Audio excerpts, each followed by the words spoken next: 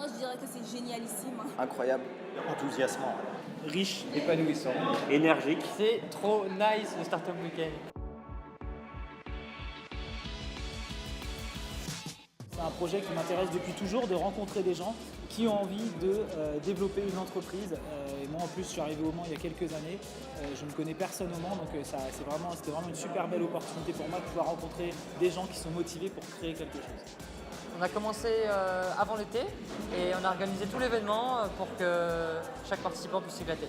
J'avais déjà participé à un Startup Weekend, alors j'ai vraiment été pris au jeu. C'est vraiment une expérience à la fois d'entrepreneuriat mais aussi humaine que j'avais beaucoup appréciée. Alors je me suis dit pourquoi pas tenter l'expérience. Et j'ai été invité au Startup Weekend pour essayer d'accompagner les porteurs de projets, essayer de trouver des solutions, les accompagner pour pitcher, raconter une histoire, etc.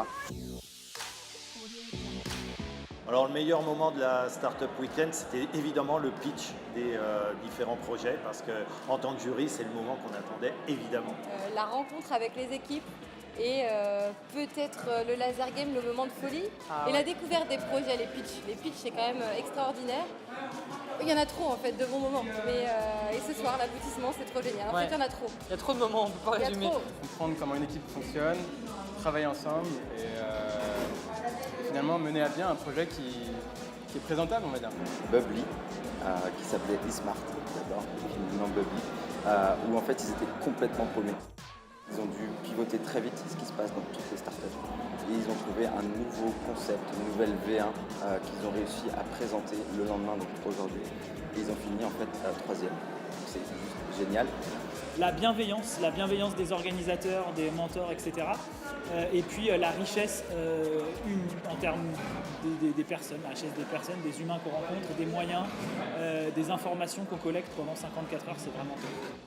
Les mentors aussi, c'était vraiment enrichissant d'avoir un point de vue extérieur et à chaque fois ça nous relançait. Des fois, ils nous apportent un soutien plus que technique, aussi moral, qui fait vraiment pas de mal. Des fois, on en a vraiment besoin avec la fatigue. Ça, c'est aussi appréciable. Leur investissement personnel dans l'événement. Les difficultés, c'est que il n'y en a pas en fait. C'est un week-end extraordinaire.